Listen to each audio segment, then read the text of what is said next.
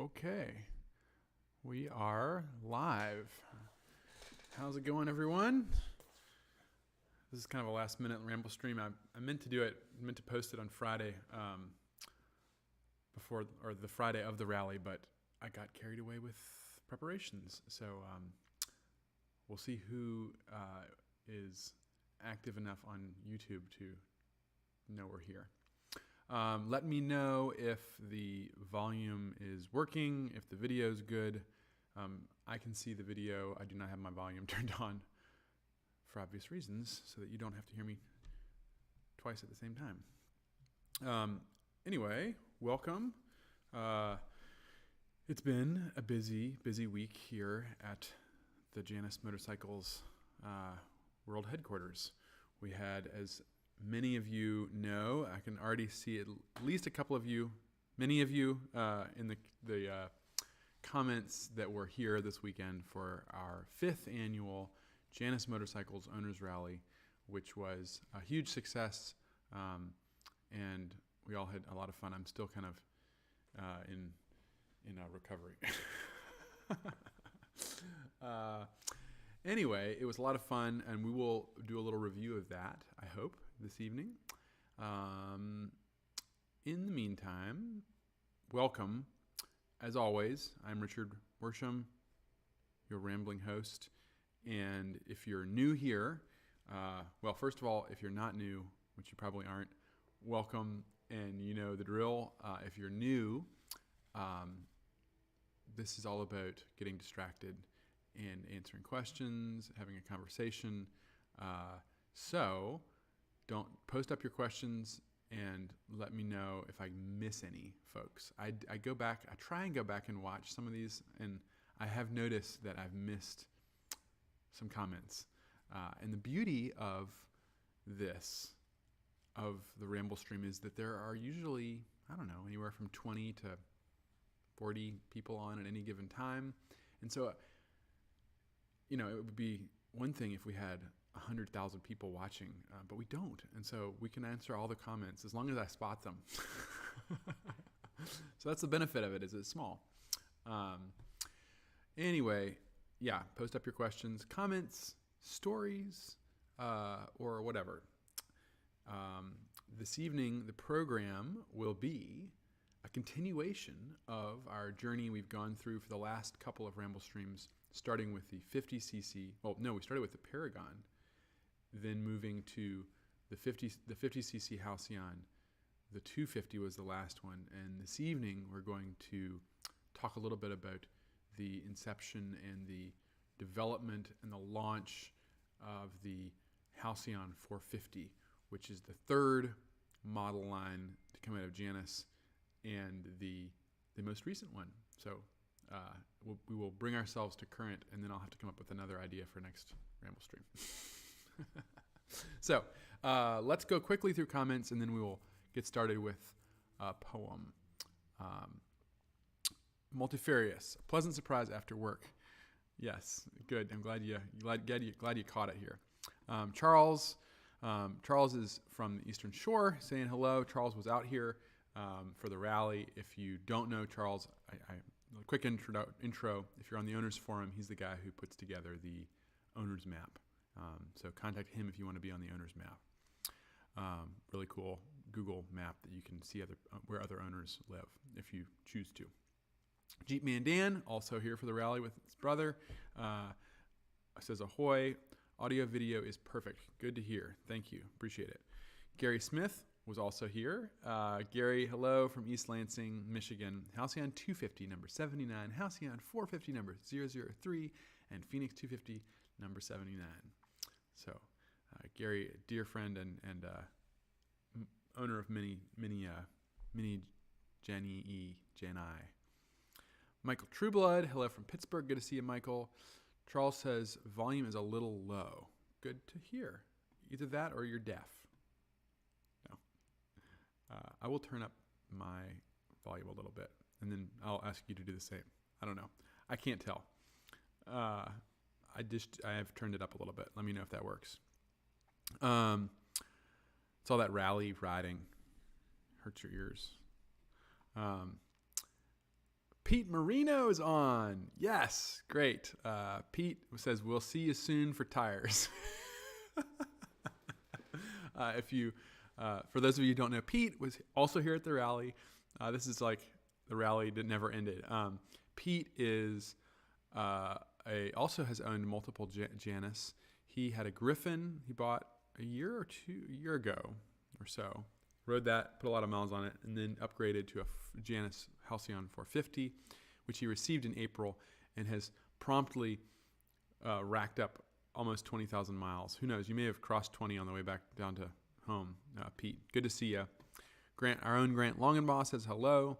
Grant's probably at home watching his daughter or putting her to bed. Live an artful life. Tom Neal. Hey all, Tom Neal here. We talked on the phone today, Tom. Good to see you on the stream. Hope you all had a great time at the rally. Sorry I missed it. See you next year.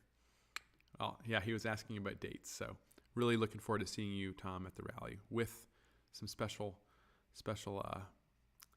bike. Keith Haywood. Hey, Keith. Number 706 here, so that would be a Halcyon 250 here in New York. Thanks for the weekend of fun. Good to see you as well. It was fun having you all out here. Mark says, did you get any of the smoked salmon? I have not eaten any, but I have seen it. I was like, what are these books about salmon? And then I realized it was not a book. It was boxes of salmon. Grant, of course, says he tried it. Grant is a fan of cured fish. Let's just say. I will walk into his office and he's drinking the last of his sardine juice. He likes his cured fish. Andy says, howdy, rally was a blast. Good to see you, Andy. Hope y'all's trip back was good. Seth Mark says, Richard, Seth, I thought you were going to be able to make it out. Sorry, didn't see you. Grant says, eating tomatoes and drinking seltzer, keeping it soft after the rally. Yeah, me too.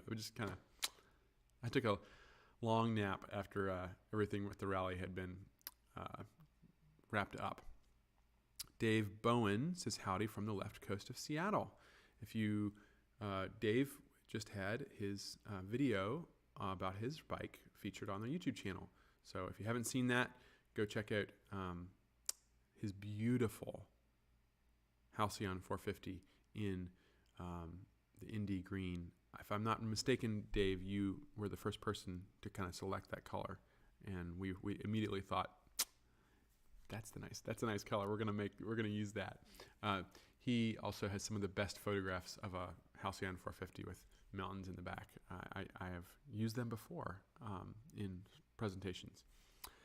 Gary says, hey, Pete Marino, how many miles are you getting on a set of tires for the Halcyon 450? That's a great question. Pete, let us know. I know we've replaced the rear already. We've got to have it. I know you definitely need another set. Seth says, sorry I missed you guys. Race car, ... Okay, I got you. Okay, good to see everyone in the comments so far. If you haven't, if you're lurking, that's cool. Watch the video, but chime in too. Don't have to say anything. Just say hello. Say where you're chiming in from. And the next thing that I always ask everybody, and I actually have something to share, is what are you drinking? And even though I definitely imbibed a little too much at the rally, I'll have a little sip of something. This is from one of our owners who you'll see in the update here. Chris Lane. I'm not going to have a whole lot. Chris Lane from Oklahoma. Chris has 2 Halcyon 50s, and he let me ride his kitted out one, which was a lot of fun. Tom says 20,000 on the rear. No way. No, I don't think. I think we've definitely replaced that rear tire. No way. So anyway, cheers everybody. What are you sipping on? Whether it's water, Coke Zero, whatever you're drinking, let us know, and we're going to go ahead and get started with a poem.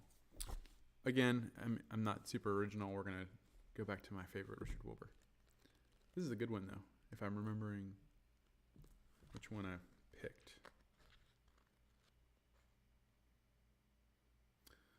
Let's do this one. Okay, this one's called, and I picked it because it's the right time for this of the season. My wife and I were just talking about how the cicadas are kind of winding down. It sounds like a little bit. They're still going. The end of the summer. This poem is called "Cicadas," and it is by Richard Wilbur. If you don't already know, I love Wilbur from his book New and Collected Poems. Cicadas. You know those windless summer evenings, swollen to stasis by two substantial melodies, rich as a running down record, ground round to full quiet. Even the leaves have thick tongues. And if the first crickets quicken then, other inhabitants at window or door or rising from table feel in the lungs a slim, false freshness by this trick of the ear. Chanters of miracles took for a simple sign the Latin cicada, because of his long waiting and sweet change in daylight, and his singing all his life, pinched on the ash leaf, heedless of ants. Others made morals. All were puzzled and joyed by this gratuitous song. Such a plain thing morals could not surround, nor listening, not chirr, nor cree-cree. There is no straight way of approaching it. This thin, uncomprehended song, it is springs healing questions into binding air. Fabre, by firing all the municipal cannon under a piping tree, found out cicadas cannot hear. When we were little, my father read us Fabre, who was a famous French entomologist and, nature, interested in all things botanical. He wrote a book on the wasp, and it was a very entertaining book about the habits of the hunting wasp. It was really neat. So I remember him. Okay, so there's our poem out of the way, and let's get started with a little rally update. So let me make sure I can do my screen switch here the right way.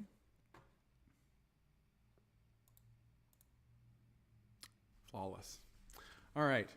So this is this is Mark. If you all have been on the forums, you will recognize Mark Zweig, dear friend and partner here, brand ambassador for Janus.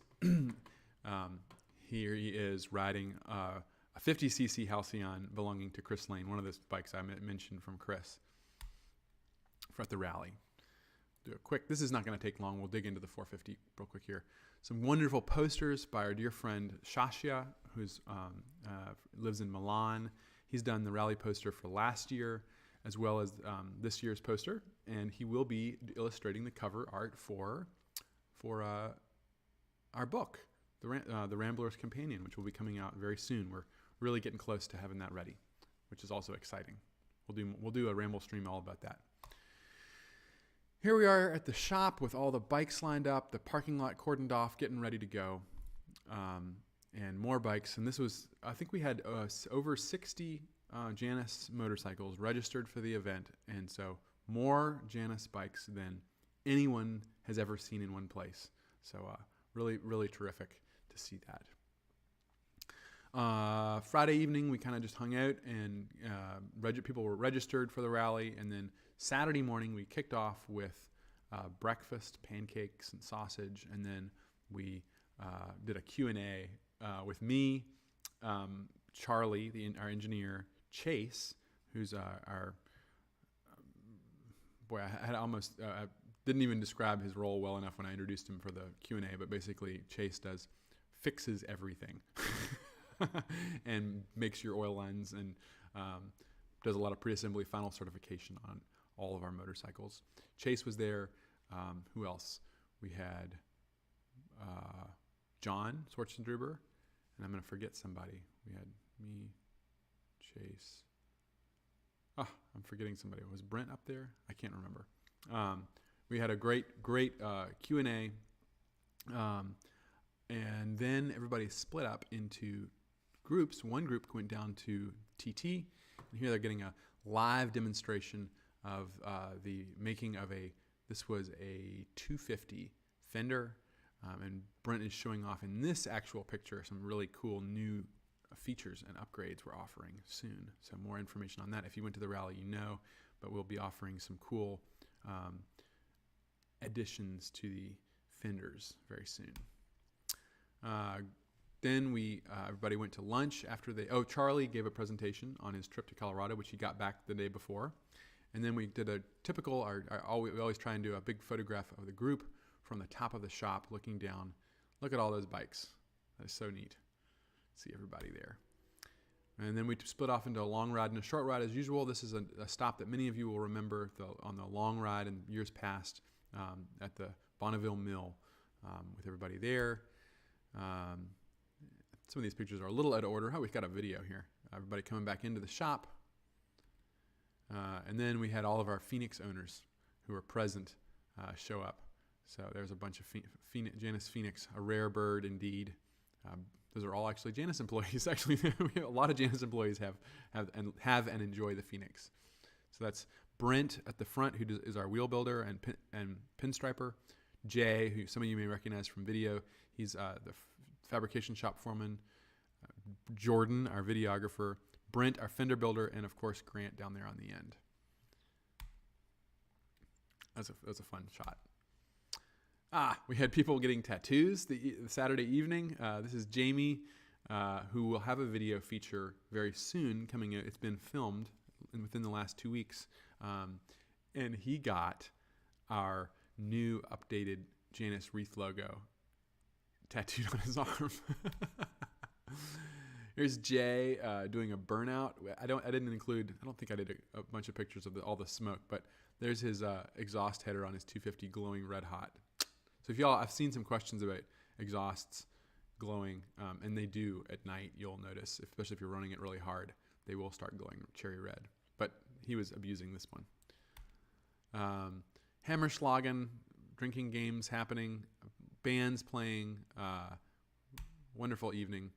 And then everybody managed to wake up in the next morning and get ready to go. Here's Chris Lane, who's, cheers, Chris, if you're watching.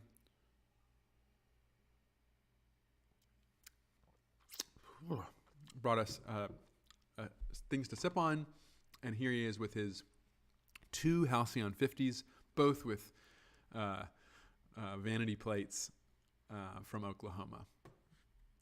Really fun. Then we went on a little brief ride Sunday morning down to DeFreeze Gardens. And last but not least, Holly and Jeff, dear friends and customers with matching number 77 and 78 250. We got a call from them about an hour after they left, and Jeff broke his throttle cable. So I made a quick trip out and got him back on the road, and they proceeded all the way back. They had a 5-hour ride to Toledo. Good photographs of everybody. There's Jordan taking the picture on the roof. More ride pictures. And there's the short ride to Amish ice cream store. So it was a lot of fun. If you haven't been to the rally before, we highly recommend that you join us. You really get to meet. Well, we like it because we get to meet you all. So and hang out with you, especially those of you who come back for more than one rally. But it's a weekend of just a lot of fun and friends. Fun and friends. Okay, we'll look at the comments real quick here, and then we will go over to the 450 presentation. We're right on time. This is great. Let's see. Pete says 20,000 miles on the front, 10,000 to 12,000 on the rear. That is impressive. I have worn through a rear tire on my 250 faster than that, but then I guess Pete is he's putting a lot of miles on it, but maybe he's easy on the throttle. I don't know. He doesn't seem like that kind of guy, but 10,000 miles on a tire is not bad, especially on a 450. Keith says he's drinking cheap Cabernet. Tom says, I meant front, but still, wow, 20K on the front. I did 10K on the 250 front, and it was toast. Yeah, that's my experience, too. Francis Gertz. Francis in Iowa City. Carrot juice. Great to have you on. Gary says drinking water. Kevin Gaddis is drinking milk. All right. Milk is good, too. I drink a lot of milk. Sierra Nevada Pale Ale from Mark. And Dave Bowen says, dark, chewy Scotch ale from a small microbrewery in Paulsbo, Washington. Very nice. Pete says 20,000 on front, but I pushed it too far. NW Metalbug, good to see you on here. Also, almost missed it. Thought you were taking a few weeks off. I did. I took 2 weeks off. And then I told you all I was going to be back after the rally, so I had to stay true to my word. So we're back on. Gary says, I can't wait for the new videos from Charlie's trip to Colorado. Nor can I. I think we're all looking forward to seeing him panning for gold and all the other fun things he did, including getting one of his boots almost stolen by a coyote while he was asleep. Gary says, I think the Sunday morning ride was my favorite this year. That was your favorite ride. That's awesome. Wonderful. I had fun too. That was really neat. Kind of gray day, but it was nice. Jim Winters, good to see you, Jim. Good to see you over the weekend as well. Nice event. Thanks again for a great couple of days. And Steven says he's drinking a glass of Merlot. Wonderful. Okay, well, let's get started on the latter days. It sounds kind of religious. It's not. It's the most recent days of the Janus story. So we're going to talk about that.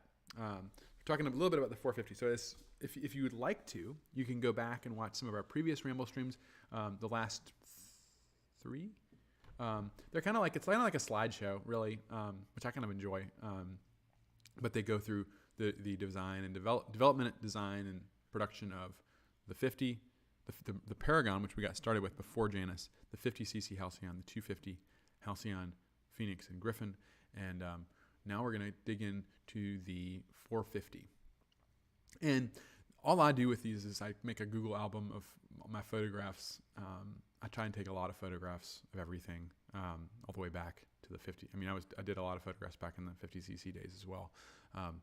But if there's something out of order, it's because this is chronological. I just make an album, and some things are missing, but some things maybe are redundant. This is the middle room, which if you were at the rally, you will not recognize very well because we had extra rooms in here up in this corner. This used to be a brewery, or briefly was a brewery. These were the lagering rooms, and then my desk is right over there, up in the corner.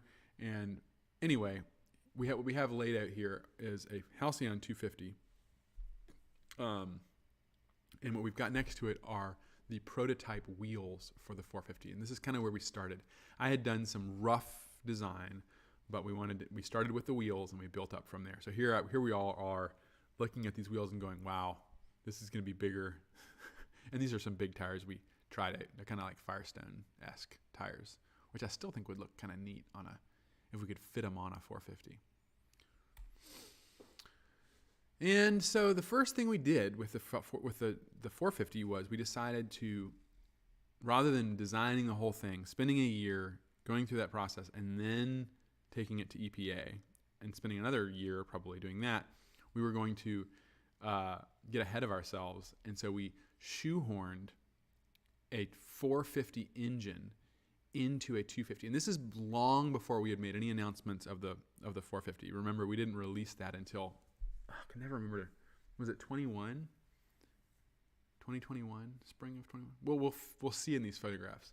But this is all being done in secrecy to prepare for the 450 launch. So what you see here is a Phoenix 250 chassis, which has been modified. We'll get to that later, what happened when we modified it, or as a result of the modification, to house a 450 engine. So there it is with its airbox and rear suspension. We figured a Phoenix would be more appropriate. I'm not sure in retrospect if it was, but we wanted a rear suspension on it to test. Basically what the modification involved, which I think this is probably the best picture I have of it, is we could not run the double down tube at the front. You know how the front of the frame has 2 down tubes on your 250? Well, those are directly in front of the 2 exhaust ports on the Halcyon 450, which of course is not a twin. It is a single cylinder with 4 valves, so 2 exhaust ports. So we had to go around that. I knew at this point we were going to use a rectangular tube down the middle. So we did that here, but we kind of did this weird thing where we joined it with a piece of tubing and then just went right back out again to the other side. We thought it'll work for the testing. And it did, mostly. We started working on designs for the rear swing arm here and the first chassis. So we're kind of skipping ahead. What I'm going to skip over real quick and show you all is this. This is the model we used to design the 450. And the 450, unlike the 250 and the 50 especially, was designed in 3D in CAD. So this is the 450 Halcyon model, and this is where all the design came together. And there are many, many different parts that have their own models that then go into this, but this is where it all started. And if the internet is fast enough, we will go back to an early shot of what it might have looked like. Let's try this and see how quickly it'll load. I just wanted to give you a quick idea of, we did a lot of design in this model. And the model, we worked very, very hard. One of the focuses with the 450 was to have the model actually represent what was built or what is built. So this would have been after some lots of things have changed on this. One of the things that you can probably spot at the very immediately is this. This is a monoshock rear suspension with a linkage dog bone down here, and I was really looking into doing a monoshock rear swing arm. However, for a number of reasons, we decided not to go that route, and I outlined that in my story, my blog post on the rear suspension. But of course, what we ended up going with was was a cantilever system a la Philip Vincent, which we'll zoom forward a little bit. This is from March 27th, 2020, this model. This is a snapshot. Everything is recorded in Onshape. Here it is without the swing arm attached. Let's go up a little. Version 41.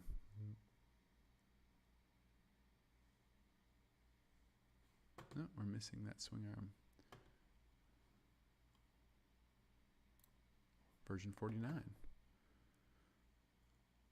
Anyway, a long portion of the development process on the 450 was done in front of a computer with Charlie and me working really, really hard on getting the design to work properly. Simultaneously, we were running the EPA testing on our what we called the Franken 450, which is stored down at TT. We'll do one more snapshot here. We'll jump up to October 2020. Still probably not in production yet at this point. See how quickly our internet will load this. This is a very large model.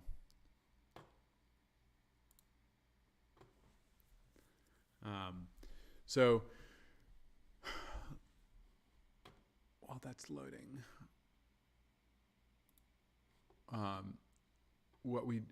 but by around this point we had developed, we knew what the chassis and the swing arm, the rough idea were going to be, and so we commissioned a guy named Adam Diaz down in Indianapolis, who's a frame builder, had extensive experience with fixturing, chassis fabrication, among many other things, to develop the rough tooling for our chassis, as well as build us the first 2 actual chassis sets. And this is his first one right here. I think this is actually down at his facility. We went down and visited him, and we'd have a video on that. So if you want to check out that, I think it's an update on prototyping and tooling. And we talk a lot about what that means, what a fixture is, and the prototyping process. but it was so exciting to see this first chassis come in. And there's a lot of brackets and stuff that are missing from this that had to be added by us later. This was before we had finished. So let's quick go back to that model, see if it's uploaded yet. It still hasn't. Come on. It doesn't like it when you go away from the page. Well, anyway, you get the idea. Basically, there's many more brackets and tabs that had to be added to this frame for it to be ready for assembly. But we wanted to mock it up. So here it is, a rough mock-up in the, where would this be? This is in the back base. We had to hide this back in the back, what we call well, right in the paint area, if you're familiar with where Kelly does all the painting and where Jacqueline has her desk for purchasing. We had it on a lift back there. Okay, real quick, let's shift over around this time. According to Google Photos, we were also dropping off the 450 for its first run on the dyno up at S&S Cycle. So here, it's a cool looking bike. This is a 450 Phoenix in a 250 chassis, the Franken 450. I don't know if you can tell, but it has an oil can up front. It does not have the oil in the frame like the or in a reservoir at the back. We were still thinking we were going to put it in the frame at the front. There it is on the test floor with Matt from S&S. And there's Jan. This is during COVID, so everybody's wearing masks. They're plumbing it into the exhaust system, and there it is with its dual exhaust plumbed in so that they can measure all the exhaust gases. And there it is being run. That plywood plenum is air to flow over to keep the engine cool.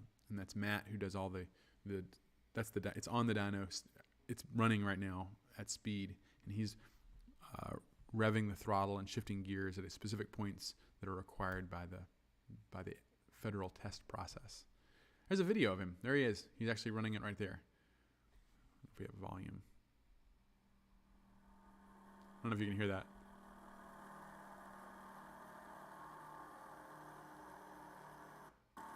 There it is. This is the hot shed test, which, I'll get rid of that reverb there. I don't know if that worked or not. This is where they put it in this it's heated up. It's just been run. They put it in there and they measure how much gas vapor evaporates off the bike. And that's limited by California. Shutting the door. And then let's skip back to Goshen. Simultaneously, we're also working on finalizing the wiring harness at this point. There's Chase with a mass of wires working on the wiring harness. So at this point, this is before Jacqueline's desk had moved, so this was the service bay at this point. And you can see here many different brackets and tabs have been added to the chassis by us for the upper engine mounts, tank mounts, electrical pan, etc. And engine's been fitted. We're putting in the bushings for the swing arm. And we're really starting to do a dry mock-up of the whole bike. And this is actually, this desk, where the bench is now, it's been moved at this point, is actually where I am right now. It's literally under, my desk is on top of that right now. Testing out the Brembo brakes on it. And here we have the wiring harness going in to the bike. The full front end is all attached there. Gary asks what the horsepower to the rear wheel. I think it was up there, just like what it is on the production bike. I'm not sure. Yeah, same weight wheel, same sprocket, same test, same exact outcome. There's Charlie working on it, and our schedule behind him that we tried to keep to. Now we got our first fuel tank on there. And its real oil tank has been mounted at passenger peg brackets and exhaust brackets, which, as you all know, will come back to haunt us again and again. it's really starting to take shape at this point. No wheels on there yet. And we got Charlie, Chase, and Jordan, who really had a big hand in this. Charlie and Chase at this point were instrumental in what was going on. And we have the first fenders. So the story on the fenders, some of you all know from Brent's video we did on him. But the fenders, I've been looking for fender makers, and I first contacted a company out in Australia, Vintage. I forget the name of it. Vintage Steel, but they make fenders, and they are not cheap, and it would not have been financially viable for us to go that route. They're beautiful, and they also didn't really do the style we wanted. And then I found a guy out on the West Coast called Joe Cooper, and Joe made fenders, and I talked to him about having them made, and he goes, well, you know, I can do that, although I'm really kind of getting out of making fenders now. What I'd be interested in doing is licensing having you all license my process, and then you could make them. And of course, that just instantly, I'm like, wait, let's talk about this, because that would fit us perfectly. So we worked with Joe, and he made the first set, which is on 000. I think that's the only bike that has a set from him on it. I want to say that's the only bike, not the second one we made. But anyway, here they are mocked up. You can see there's electrical tape holding them on, trying to get an idea of what it's going to look like. And there you have it. This is such exciting stuff when you're putting the bike together. You really seeing it in the flesh is really exciting. You can see we've got the first version of the chain guard up there. A little bit different than what we ended up going with, but I really wanted to try and have that curved back on it rather than the flat back like we have on the 250, this is just a little more elegant. Oh, this got wheels on it. There you go. So there are the wheels, and we're really starting to see what's coming together. Now, these fenders are a little bit bigger than production, and that was one of the things that I wanted to be safe, so I made them a little too big. But in mocking them up, even at this stage, we thought, yeah, the radius and the width is a little too wide. So we knew we wanted to narrow that down a little bit. But still, there's Kelly looking at it. So exciting for everybody to see it. Josiah. And the next thing we wanted to do was start prototyping what the tank would look like.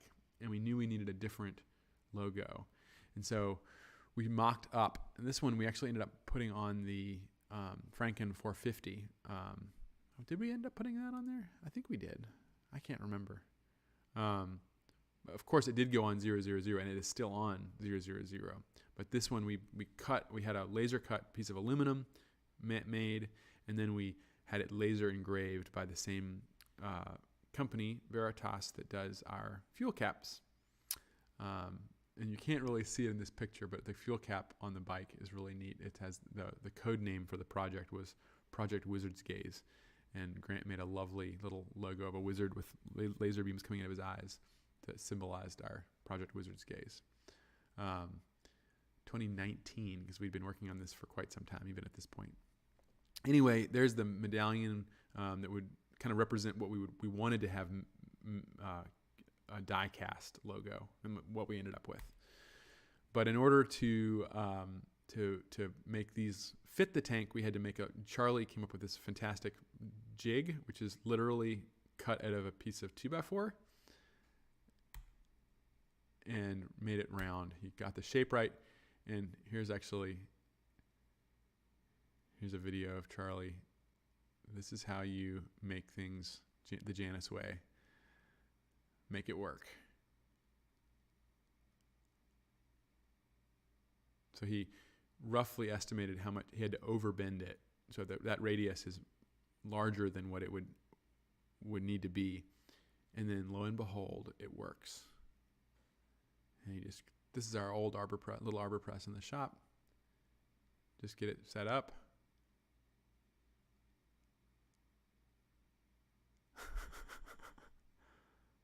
Check that out.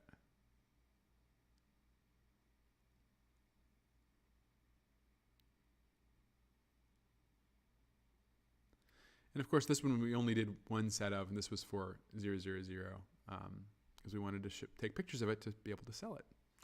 And there it is. So this is actually a little bit bigger. This was exactly the same size as the fuel cap, and I ended up realizing it needs to be a different size than the fuel cap to. It just looks weird to have three things that are all the same exact radius or circumference on there. So, okay. Well, meanwhile, we've got the frame powder coated. You can see down the bench there the machine bits for the swing arm pivots. You've got a Brembo brake master cylinder. Things are starting to really come together. We got the fenders powder coated and pinstriped and on. All the bits on. A non-polished exhaust on the bike. And that was the first time we saw it put together. It doesn't even have its number. The number plate's on there, but the number hasn't been painted on. And it has a 250 wide line seat because we did not have a Sargent seat at this point. There it is. And little weird things you can notice on here that the exhaust is attached with a clamp system. We thought that was going to work. It ended up not working because exhaust gases would leak out of there. My old desk on the other side. And there's the logo, which we have a video on. So go check that out if you want to learn the whole history of what we were thinking when we came up with this logo, the feather logo. And here's the prototype, the rough mock-up of the Sargent seat. We've marked up where we wanted more material taken off. I did that with like a dry erase marker. And here we are mapping out the crankcase breathing. This is the oil system with Ken Miller, who one of these days is another character I need to get on our podcast. Instrumental in when we have a problem, an engineering problem, we call Ken in. And that goes all the way back to the very first electrical issue we ever had on the 50cc when we were developing that. We called in Ken, and he's never left. There you have that's how we started working out the oil system, how we wanted it to run. And here we have lined up all three models of the Halcyon. The 50cc, the 250, and the 450 with all their different. Basically, the main thing that happened between the models is we ran into room more and more. The engine got bigger and there was less room to work with to the point where the 450, there's no extra space. And there's a screenshot of our launch video, which some of you may remember when we rented out the Goshen Theater and did a really cool launch of the 450. Here we are experimenting with chain clearance on the swing arm, which some of y'all may be familiar with. There's Lottie, my youngest, up on the stage with the bike. Here we are getting it ready. That was such a cool moment. You know, the theater, the Janus shop is directly behind that. So we just literally walked the bike across the alley. Here we are outside of Tucson, Arizona. We've got the test bike, the prototype, and we are out in Arizona. This is in February, I think. We wanted to get as much. We needed to get it on the road, and so there's a video about that of me test riding it out in and around up Mount Lemmon, which we took it up to. Maybe you'll see on there. Great sights around Tucson. Here I am going up Mount Lemmon to 8,000 feet elevation, trying out that fuel injection system, which worked perfectly, of course. Snow-capped mountain at the ski lodge up there, and then all the way down to the plains close to the Mexican border in Patagonia, fixing things that broke. Lots of things broke on that trip. So we had to fix them on the fly. Got some good pictures though. Put a lot of miles on it. And here we are back at home with 250s galore. I don't know why that's in there. There, 250s. Oh, that's when we knocked out the wall there. And here is a fun mechanical failure picture. If you can tell, it's really hard to see what's going on here if you don't know what's going on. But basically, if you can see my mouse where I'm waving it around, you see that big fracture right there? That's the Franken 450, which, of course, all during this entire time is being run nonstop for the requirement is 30,000 kilometers for a 450. Anything over 279 cc, so a class 3 motorcycle. So we're in the same league as a big BMW or a Harley Davidson by the time we get over 279 cc's. As a small volume manufacturer, we could have that. So it only actually ran 15,000, but that chopped up Franken 450 frame was obviously subject to a failure because it was not properly engineered. We knew that it was not. This is a 250 chassis that's been chopped in half, basically. So we went up there and welded it back together again and kept on running. There it is. There's some more shots of it. And that, honestly, if you've watched my video, did I end up finishing the video? Yeah, the one on the Onshape conference where we had that frame failure. It's the same spot. So obviously there are still a lot of stresses being transferred at that location on the chassis. And so to go up there, we got to visit the main S&S facility, which I had never been to before. I always go to their EPA test lab, but when they do the duration miles, they run it in one of the old. It's going to sound crazy. It's literally an old milking barn at their, because S&S is a dairy farm in Wisconsin, and so they have a little museum there. And I took my two youngest up. We got to go through the museum, see some of the historic S&S stuff, like this amazing Tramp 2 drag bike with an S&S in it. Got some pictures of the girls up there at S&S. And the second chassis is being sandblasted and put together to create the bike that Charlie just got back from Colorado on. So the bike that Charlie beats up is the second chassis that was made by the last chassis that was made by Adam Diaz before we took over fabrication. All right, well, still got a little time left here. Here we are with the first Sargent prototype seat. Very different, as you can tell from what we ended up going with. Lots and lots of adjustments. You can see we had the V notch like we do on the 250 seat. And behind it, you can see a prototype that's much more similar to what we ended up going with. Here's Joe Cooper visiting and teaching Brent how to make a fender on our beautiful new Polmax machine, which we had just installed, just taken receipt of from Sweden with the planishing hammer behind it. If you were here at the rally, you saw these tools in use. Big blacksmith Joe there showing Brent. Those arms, those biceps have made a lot of fenders.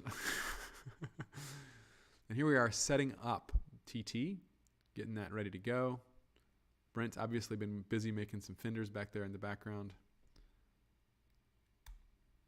And still working on stuff here. Look at that. Now let's take a quick look at some comments because we're almost running out of time here.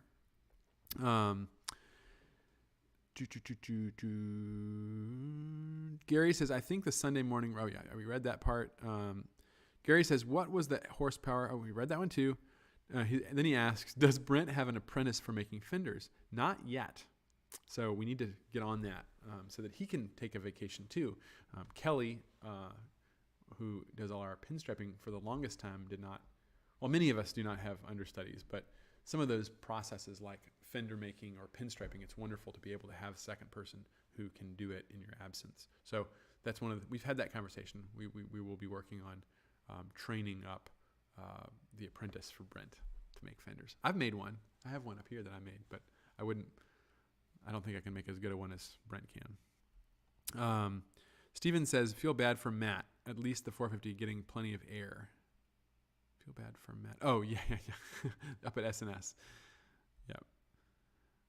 No, all the exhaust gases are vented out, and Matt just does the FTP, which is a short cycle. So it's kind of fun, and a lot of engineering he gets to do. Tom says, I just poured Angel's Envy. Wow, you got the right stuff there. Tom also says, wow, an HD engine with a shovel head top end on a pan head bottom. My late 70s chopper used that same setup with S&S carb and an early belt drive primary. And Jim says, Charlie said the frame geometry was different on the bike he rides than the current 450. When was that changed? Great question. Yes, that's correct. The first two Janus bikes have the same geometry. So 8000, which actually belongs to Woody, our service and delivery hand, and H03 have the same. Is that right? I may be speaking out of turn. No, Charlie does have that chassis. Yeah, they have the same. I'm positive the same rake, which is the only difference. The geometry is the same, but the rake at the front is steeper. We changed that on the first frame we made, and then we changed it again on the third frame, or the second frame we made. So the first frame we made is on a charcoal bike, which is down in where is it? Down in Fayetteville with Mark Zweig, and that bike was too steep. It's not good. I mean, you can ride it, but it's too twitchy. So then we lengthened it a little bit. We raked it out more, and that's HO3, which is a white bike, which we have here at the shop. And we still wanted to modify it. So the final version is even further. I always get that story mixed up. I think maybe, or HO3 is the current pattern, but basically we did 3 different versions to get the right amount of. I like our bikes to be nimble and quick and not too steady, but there's a limit to that, and we realized that these early bikes they were too nimble. The handling was the steering was too quick, and we needed something that was more stable. Let's see. Any other questions? NW Metalbug, does installing Devon's Stage 4 kit cause any starter issues? I'm really not qualified to speak to what it does. I'll stay out of that. But I would say just logically, I don't think it would have any effect on the starter of the motorcycle. Where the kit is going to have an effect, positive effect would be that you get more power, and the potential places where anytime you upgrade an engine would be when you put that additional power through the engine, you put additional stress on the transmission, the piston, the cylinder walls, which are especially the case, just things like that. So I wouldn't anticipate any extra damage on the starter. It's not any harder starting. Let's say it's only like a couple of cc's bigger than the 229. Tom says, I rode that bike for my review and mentioned the need for that rake change. Yeah. Tom you did actually ride that. So good eye. Mark says, thanks, Richard. Nice to see JM 997 on the bench. Next Sunday, the Oyster Run in Anacortes, 10,000 or so bikes. If Dave can make it up, I'll meet you in front of the Brown Lantern. Nice. I'm glad you saw your bike in there. That's great. Okay. Dave says the Brown Lantern it is. Good. Y'all should have fun. That'll be great. Here we have the first production tank emblem in. Running out of time here. Tank emblem in. So this is a die cast and enamel painted emblem, which really turned out well. We did have some issues with the reason I have that little emblem up there is the first ones were the wrong radius. There was some miscommunication on what a radius and a diameter were. This is a great kind of just photograph of how we do stuff around here. I was trying to figure out. This is the fuel level float sensor, and trying to figure out how much play we wanted and how much longer we needed it to be made so that it would correctly measure the fuel level in the tank. And there's a lovely photograph of the bike in question. That is the bike that Charlie takes out to Colorado, and the bike we've been talking about, the second bike frame built by Adam. So that's not our chassis. It was made by him to our designs. Here we go. Here, both of those two. That's a HO1 or is it JM000 and HO1 side by side at a local distillery or brewery we rode out to, putting some more miles on it with good friend Jesse over here on his DR 650. So a bunch of thumpers. Get set up for a photo shoot with it, and there it is with a great biplane there. Maybe some of y'all in the audience know. I don't know my planes well enough to identify that one, but what a great picture of the 450 with a Studebaker. I think. I don't know. I'm going to illustrate my ignorance of trucks too. Good picture my friend Jesse took while we were out in Arizona. I love this one. It's on a Brownie, a 1940s, I believe. It's a really old one. Still takes good pictures though. Got torque. And here you go, Tom. I thought I'd throw this one in there for you. This is a great shot of a customer now. At this point in the 450 saga, we have customers with both bikes lined up. So he's well, Tom doesn't have two, but we have got this one out there ready for him to test ride and review. We wanted to get customer feedback, and that's Tom's 250 there. There's the HO3 without any number on the number plate, and that I had just ridden it up to, if you all can recognize, that's the Mackinac Bridge, going from the lower peninsula over to the upper peninsula of Michigan.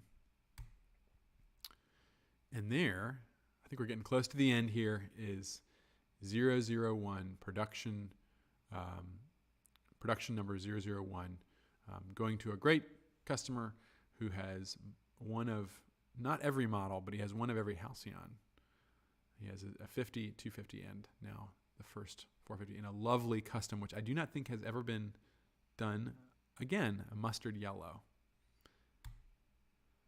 And here we are with our parts in, we're doing inspections, and we're starting to make production parts down at TT. Here you have drawings, our drawings of what they need to look like. Hey, and there's Gary. There's the third owner with his Halcyon 450. Gary, you see your bike there, showing off his new ride when he picked it up. There's the green Halcyon, I think it's the green one, racing on the ice. We got studded tires in it. Was that last year? Boy, don't ask me what year things are. Racing on the ice, which was really cool up in Minnesota. The studded tires. And is that Dave Bowen's bike? Boy, we've got all of your bikes featured here. I think that is. Doesn't show the number.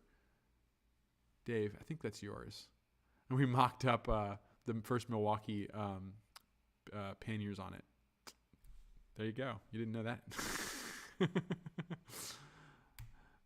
You can see we have these pack outs that were going to go on the Milwaukee bike. And early attempts at figuring out the chain slider issue. First one was a bolt-on piece that went above the swing arm plate. Didn't work very well. It just clacked too loud. And then, as some of you know, the first 100 Halcyon 450s, I rode just about every single one on the road on our 12-mile circuit to make sure that they were ready to go. And I figured I'd illustrate some horsepower here with this horse that was interested. He came and walked over and wanted to check it out. Big old horse. Here's Chase on the 450, the Milwaukee 450. It accepts pack outs, and so we attached all of our pack outs at about as wide as we could on it. And there it is, finished. That was a fun build with white wall tires.